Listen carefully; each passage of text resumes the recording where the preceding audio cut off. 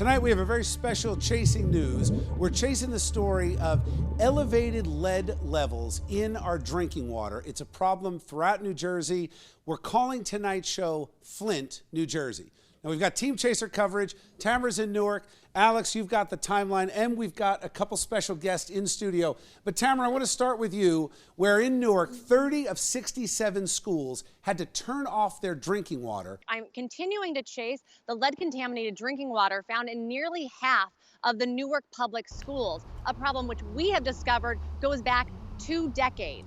As a parent of a student who attends the Newark Public School, my primary concern is that we have healthy schools for our children, and right now they're not healthy. That was Kim Gaddy. She is running for the Board of Education in Newark for the second time. She has a son that is in elementary school. When I first ran for the Newark Board in 1992, I had all the water fountains tested. In 1993 and 94, all 80 of our schools' water was shut off. So it has, in the past, tested high for lead. Kim says that for 10 years after this test took place, the schools here in Newark, they had their water fountains wrapped up like that picture we saw, with no one able to drink from them. I've already reported that it goes back to 2003. You're telling me now it goes a decade past that to 1993? Yes, it does. It's like deja vu. Again, back in 1993 that started until 2002.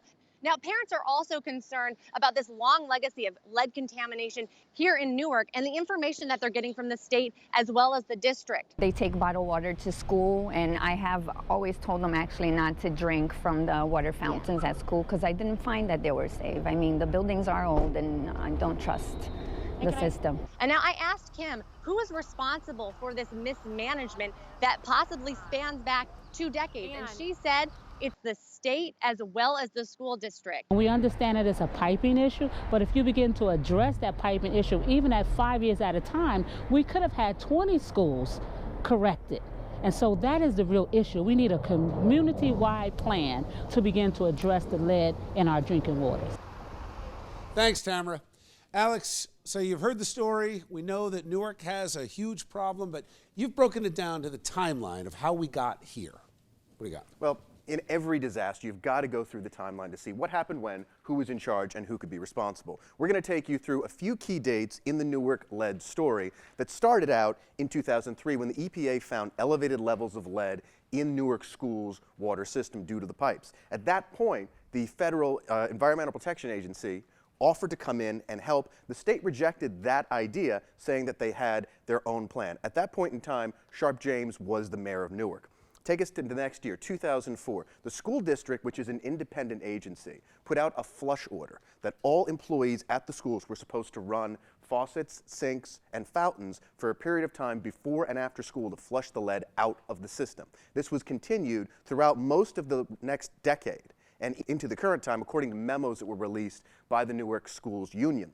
In 2006, Cory Booker is elected mayor and takes office. Now, the mayor had limited control over the school board because it's been under state control for decades, but he was still the mayor of Newark at that time. In 2010, Mark Zuckerberg donated $100 million to the Newark schools in a much publicized gift, but we were told by Dale Rusikoff, who wrote a book about that particular donation, that none of that funding was to go towards lead abatement. It was all for union settlements, so there was no way to take that money and fix that problem. Then we take you to 2012 to 2014, where the reports that were released by the state last week showed lead levels ticked up little by little each year. And now, here we are in March 2016, when the school district has shut off their water fountains, bringing in bottled water, and we've got the crisis that we're in today, and trying to figure out what happened and how do we get out of it. All right, thanks, Alex. So we're joined by 2 special guests. Charlie Cradaville, you write for New Brunswick Today. You've been chasing this story for a long time, several years now, building up to what we're dealing with today. And Bill Wolf, you're an environmentalist, and I know you've got an opinion on this and how the DEP has handled it. First, back to what Alex had said about the timeline. Let's go back to 2003 when the state, because they were running the school system, the superintendent at the time said, don't worry, we got a plan. And for the last couple days, you've been hearing story after story of people saying, well, they weren't even executing on the flush plan. And I talked to a few experts today on the radio, and I couldn't get one person to say that that was a good idea to just let the water run and solve it. What do you think? State and the federal government experts have known for decades about the toxicity of lead, particularly to children, and the developmental and mental health impairment that results from lead exposure. Right. And that knowledge has basically not been applied. There are a set of bureaucratic constraints dealing with how lead is regulated under the Safe Drinking Water Act. There's a whole bunch of inertia in the bureaucracy not to come forward with the science and the facts. You don't make a lot of career progress blowing the whistle on multi-million-dollar urban problems. So those institutional and political factors are really what keeps it under the rug. Charlie, so in the other news, not only is it Newark, but there are 11 cities in New Jersey that when they use the percentage of kids that tested positive higher than what was allowed, these cities are worse than Flint, Michigan. It's a big problem, especially for children. Big problem in older cities. So we've got lead pipes that are underground, and one house might not have lead pipes hooked up to it, but the house next to it might. And the same is true for schools and other institutions, other public buildings where a lot of people are going, especially our most vulnerable people. So it's an expensive problem to fix, and I think that that's the part that people aren't talking about. It's like the Transportation Trust Fund. It's a very expensive problem, but we're going to pay either way, whether we fix it up now. There's no question, but how much are we going to pay? The price is so much bigger than anyone thinks, because there's not another foot to fall on this. There's like 1,000 other feet to fall on this. Forget the other dozen New Jersey towns. Lead was basically the standard nationwide for putting water systems in. It's been that way for decades, as you said. Wait till everybody starts getting honest about it. This is a nationwide problem that's yet undiscovered. Just to throw it out there, though, I mean, is too much emphasis being put on the schools and the infrastructures? I mean, I had a lot of plumbers call in today and say, you got a much bigger problem with individual homes. So how many of these kids are testing positive?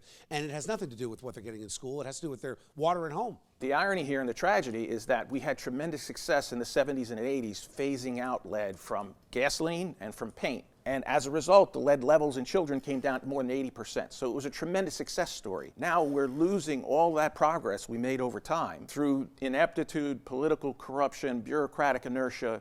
So who's to blame? You go back to Newark and you look at, Cory Booker's time on council ended in 2002, but then he subsequently, a few years later, became mayor.